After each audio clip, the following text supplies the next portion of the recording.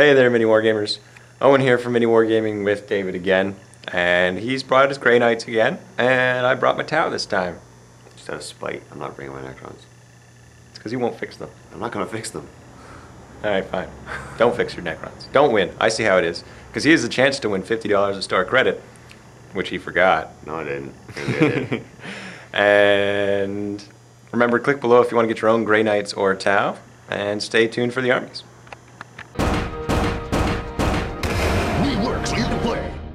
MiniWarGaming Speed the Cooler Bat Rap.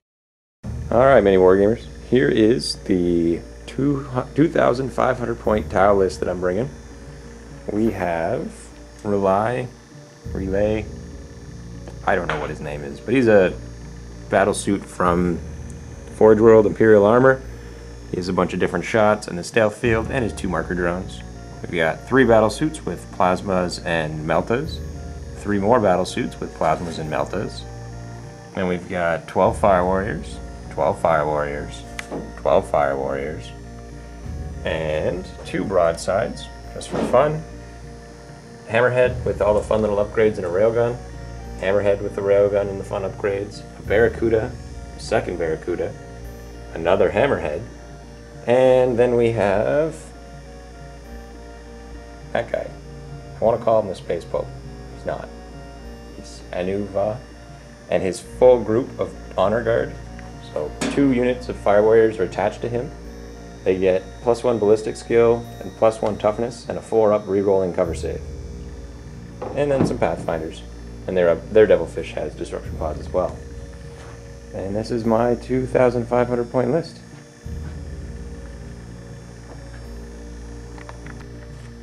Call them out, David. Alright. Tell us what you got. So I got 2 Storm Ravens, starting in the back, work my way up. Both are equipped the exact same, 2 Twin Link Glass Cannons, and... That one's not the same. You know what? Time is very mean to my models. Okay. And so is Dan, because he keeps knocking them over. I can see that. Yeah. So they both have 2 Twin Link Glass Cannons, and 2 Twin Link Multi-Meltas. Well, 1 of each, but there's 2 of them, so I have 2 now. The Dreadnought in the middle. What would you count this as? Anyway, Dreadnought. Dreadnought. As equipped, so he's got a Twin Link Glass Cannon and the missile Launcher. which I do believe is Twin Link in the Codex. 2 squads of Paladins, as per usual. 5. Both squads have Apothecaries in them. Both squads have 2 Side Cannons and 2 Hammers. And then just like halberds mixed in. Got a Librarian. He has 3 psychic abilities. He has Might of the Titan, Quicksilver, and Shrouding. Yeah, you gotta beat me with initiative, right? Hmm? You gotta beat my initiative? Yeah, I do. Rocking it. And then I got Draigo with his lovely rainbow sword. Taste the rainbow. Quick, call a direction. Let's go with that. Dread Knight. Dread Knight, not WYSIWYG. He's actually got the hammer and both guns, so he's got the incinerator, and he's also got the heavy side cannon. He also has the personal teleporter, so he gets to jump. Of course he does. Yeah. He's useless if you don't take him with it. Then we've got a Rhino. And you got a Rhino and a Purification Squad. Oh, Purifiers. And they both have the 2 incinerators in there. The pewter models, so I can't do much about it, but they actually have the side cannons. It's because you thought I was bringing Tyranids, didn't you? I did. Nope. Here we are, the table that David set up. Just left him to set up some terrain. This is the Tau deployment. I did forget to mention my Aegis defense line in the army list there, but I do have one of those. And here's the Tau. The Grey Knights have their tank there, and Dread Knight and Librarian, and his Dreadnought. And there are 6 objectives. Each one has a number under it, either 1, 2, 3, or 4. Fast attack can capture these objectives, and they count for whatever the number is underneath. There are mysterious objectives, and the mysterious forest, and we are playing with mysterious rivers. So, stay tuned. Tau won the roll-off, so they'll most likely go first. Stay tuned for the initiative. Initiative steal. So here we are at the beginning of Tau turn 1. And start off just moving with my scout move, my Pathfinder's move up. So in scale move, it's effectively just a free move, and they do have to move through difficult terrain because we just agree that all the area terrain counts as difficult, as well as area, of course. And they move up there. Now they do count as fast attack, and the game type that we're playing, which I forgot to mention, is the one where every objective is a fast attack. And it turns out the one right there is a 4-pointer. Then over here, we've got the other one, it's 1 point. And over here, this one is 3 points. And... oh, and we rolled for the river. The tank's in there, and it ignores difficult and dangerous. But it turns out the river is, you can re-roll your armor saves, but you have to do a dangerous terrain in there. And we decided to just flip the rest of the objectives, because either somebody was nearby, or you'll be able to get near it really quick. And it looks like I got really lucky with the objectives and where they are. And effectively... oh, now we're rolling out for what kind of objectives they are. So here's the river. Oh, there you go. It gives you feel no pain if you pass a leadership to move or shoot or assault while in it. My mistake. It wasn't the reroll armor saves. So feel no pain, which is still pretty good. And this objective's nothing. And the forest is a 6. I forget what that one is. I don't think it comes into play though. This one is if he stays in there, he has a risk of getting hurt. And then we rolled for these 2 forests. One of them is next to nothing. It's like a reroll cover save, and the other one is nothing as well. So, oh no, these were them moving through the forests, and then we roll for what kind of forest they are. That's how that works. So, Fire Warriors move up. This is the giant. All the beige guys are all one big unit. So, the line of them stretching from the one forest to the guy on the very far end, the top right corner of the screen right now, by the Anu Va, by the Space Pope there. So that's a regular forest, and this is an Ironbark forest. So +1 to your cover save if you're over in the left, and nothing happens in the other forest. Just regular 5-up cover save. These Fire Warriors, they move up as well, sticking behind the Aegis defense line, because I know that I won't beat him in close combat. I'm just aiming to deny him areas that he can go through. And Relay, however you pronounce his name, moves up with his drones along with the other battle suits in his little bodyguard there. He's just attached to a unit of crisis suits. They're not actual bodyguards. And this devilfish moves over, and all the Fire Warriors go and pile into its back. Sort of like that. And then the Hammerhead moves up. Once again, they have sensor spines, so they ignore difficult and dangerous. And they all just kind of advance up a little bit. Gotta always move your tanks, just for the jink. And because it's a little bit harder to hit them in close combat. In 5th edition, it was a bigger deal to always move your tanks, because it went from auto-hitting to 50-50 to 1 in 6, so that's huge. Now it's not as big a deal for that, but you do gain the jink, so you're definitely always going to want to move.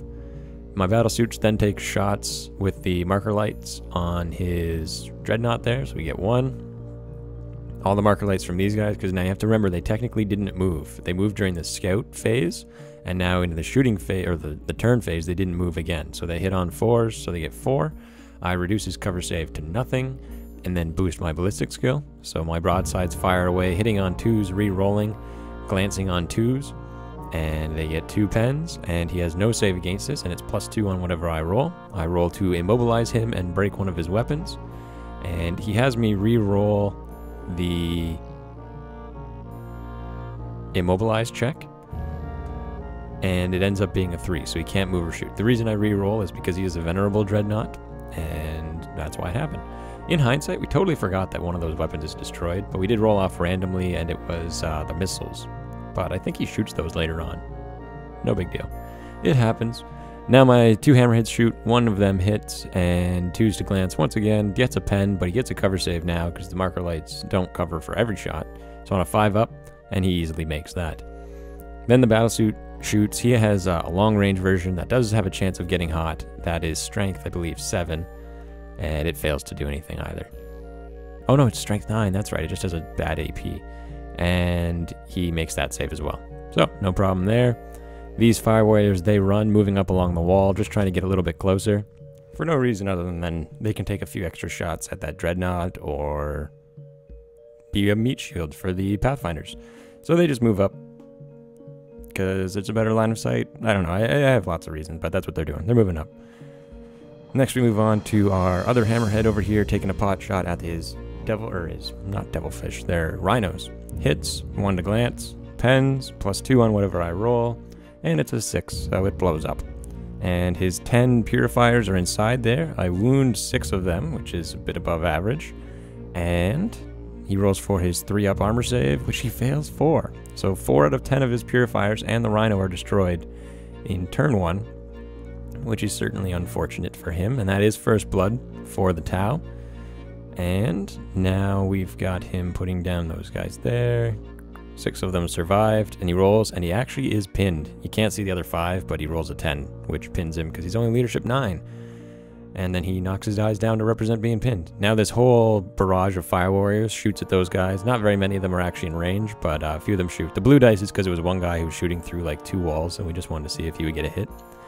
And also remember that they have +1 ballistic skill, so they're hitting on 3s. And they're wounding on 3s. And they get a bunch of wounds. And then he has his 3-up cover save. Whole bunch of 3s.